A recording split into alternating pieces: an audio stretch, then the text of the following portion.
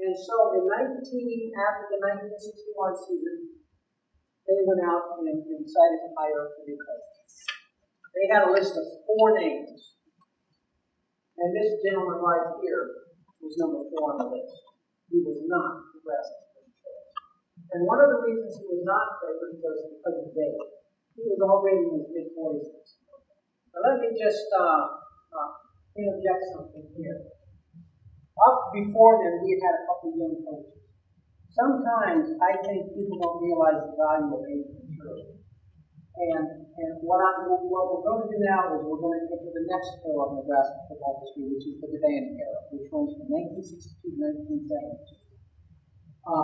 To me, the most influential person in the history of modern Nebraska football is Bob Devaney. The most influential, the most important.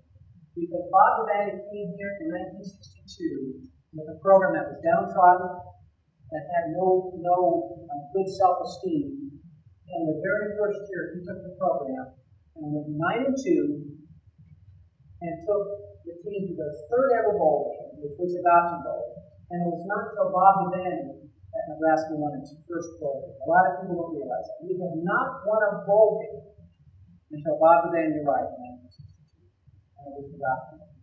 Then in 1963, he again had a tremendously winning season. They went to the Orange Bowl and beat Auburn. In 1964, they were actually competing for a national title. In 1965, the team went undefeated during the regular season. It was the first time in 50 years that Nebraska had a perfect regular season, and that was in 1965. And now if you want to turn your chairs around, we're going to get a little bit more into the band here. One of the highlights of this era is this piece right here, because this is a picture of the captain of that 1965 team, and it was a little undersized fullback by the name of Frankie Soule. And when I say undersized, I mean undersized. He was a small fullback. But I'll tell you what, he was as ferocious, as wonderful. He was the captain of that 1965 team. They went undefeated. In fact, there's a nice little button in here which talks about the 1965 team, and it calls them national champs. So if you get a chance, you can look at that button. It's someplace in here. Okay, right. And we already thought we had a national title won in 1965, but we didn't quite finish business. Also, this plaque right here is a very nice piece. It's Bob Devaney's personal Coach of the Year award plaque that he was awarded after the 1965 season because he was named Coach of the Year. But 1966 was another great year. And so the early years of Bob Devaney, he took a team and consistently they were winning. They were going to bowl games for the first 5 years. They were winning bowl games, and they were actually competing against some of the great teams of the country, and they were competing for a national title. And so Bob Devaney took a group of players that could hardly win a game and turned them into this tremendously talented program. 1966, 1967, 68, 69 were down years. And when I say down years, they won 16 and lost 4. And let's go back on history a little bit. Guess what happened during 1966 and 67 and 68? Fans were calling for Bob Devaney to resign. Can you believe that? I mean, here we hadn't won in ages. He comes in and develops a winning program. And then he has a couple seasons that's a little down on what are the fans going to do. They said the game was passed him by. Thank goodness he didn't quit. Because let's go on down here. As the band entered the next few years, it was in 1970.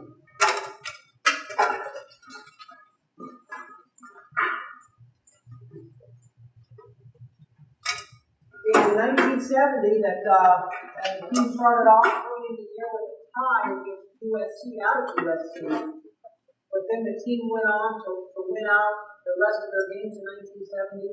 And then at the end of the season, they were invited to play in the Orange Bowl against LSU. Going into that game, Nebraska was ranked number 3. And just out of luck, or whatever you want to call it, on that day, the number 1 rated team and the number 2 rated team in the country both were defeated. And that left Nebraska was a wide open door to win the national title in 1970 in a wonderful game against LSU. Nebraska won that bowl game. And it was a late touchdown by Jerry Tagg in the fourth quarter on a quarterback sneak that finally gave Nebraska a 17-12 victory in Nebraska's first national title in 1970. The next year, they came back in 1971, and almost everybody on the team was back. Jerry Tagg, Jeff Kinney, Johnny Rogers, Rich Glover. And once again, that team went through, in 1971, they demolished everybody. One of the real highlighted pieces is this piece over here, which is actually a program and a ticket stub from the game against the University of Omaha. And we won that game, and that game is considered the game of the century. The thing that is very nice about this piece is the fact that this is not only one of the most important games in Nebraska football. In fact, I say the 1971 Nebraska-Oklahoma game is the single most important game in the history of Nebraska football. But it's also a game that the entire football world recognizes as the game of the century. Sports writers across the country say that is the game of the century. And to think that our own Nebraska Cornhuskers went down, beat the number 2 ranked team in the country on their home turf, and then went on to beat Bear Bryant in the Alabama Crimson Tide in Orange Bowl. It was after the 1971 season, and Nebraska claimed its second national title. Then, in Bob Devaney's last year in 1972, he was going to retire after 71, but because he won back-to-back titles, everyone urged him to stay on one more year, so he came back in 1972. They had a good season, not a great season, but a good season. But the special thing about 1972 is that at the end of that season, Johnny the Jet Rogers was awarded Nebraska's first Heisman Trophy winner. So in the Bob Devaney era, what you have is you have a coach who from 1962 to 1972 went to numerous bowl games. He won 8 Big 8 Conference titles. He won 2 national titles. He produced a Heisman Trophy winner, and in Rich Glover, he won the Memorabilia Award. So even though it was a span of 11 years, what Bob Devaney accomplished in his time was putting Nebraska back on the map, restoring the program, and putting it in such a strong position that when Tom Osborne took over, he took over the national powerhouse. And that is all due to Bob Devaney. If you look at some of the pictures around here, like Memorial Stadium, notice that finally we got the Circle Stadium, but it did not come until Bob Devaney arrived in 1962, because when Bob Devaney arrived, Memorial Stadium still only had the 2 sides. And it was Bob Devaney that not only built up the program, he built up the athletic facilities, and he truly is one of the most dominant personalities in the history of Nebraska football. Now let's come on into this room. And I think people visiting the museum will enjoy this area, because this area kind of shows some more fan apparel. And the thing that I like to say about this display right here is it kind of sums up what college football is all about. I believe the greatest talent playing the game of football today is the people playing on Sunday in the NFL. There's no doubt about it. Most college players are not even good enough to step on the field against the NFL. And so, credit to the NFL, they have the great football players. But I also maintain that the most exciting, the most colorful, and the most passionate sport today is college football.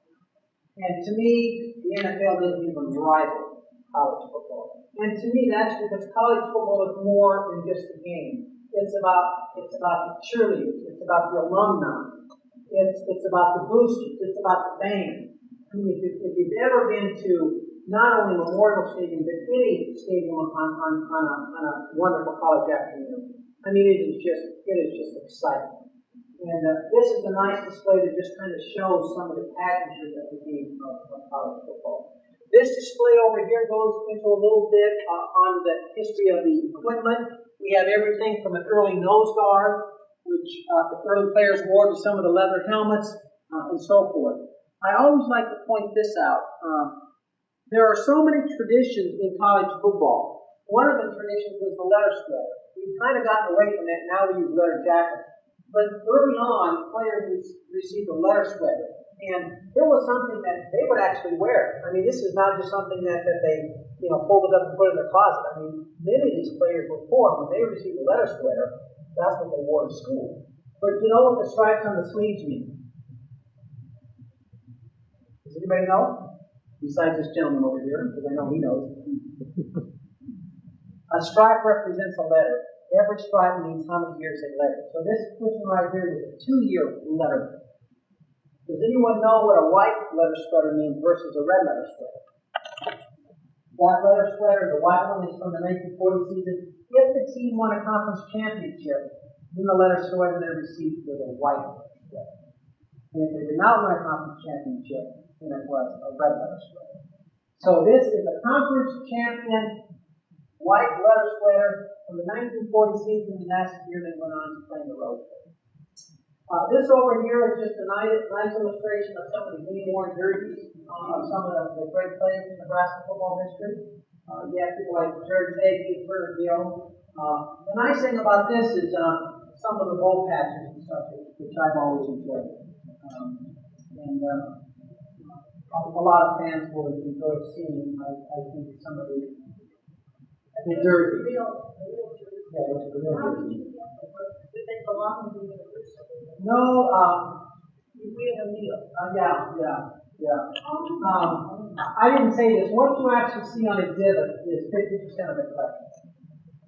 And it's one of those things that I've always obtained everything through paintings. I have had a few people donate items to me. This is Mick Tingelhoff's letter jacket. Mick Tingelhoff was a great player in the 50s. And there have been several players who have given me things. For the most part, it's a matter of fun. And a lot of times, college students support me. I would think Johnny Robbins. Yeah, he made that comment before too.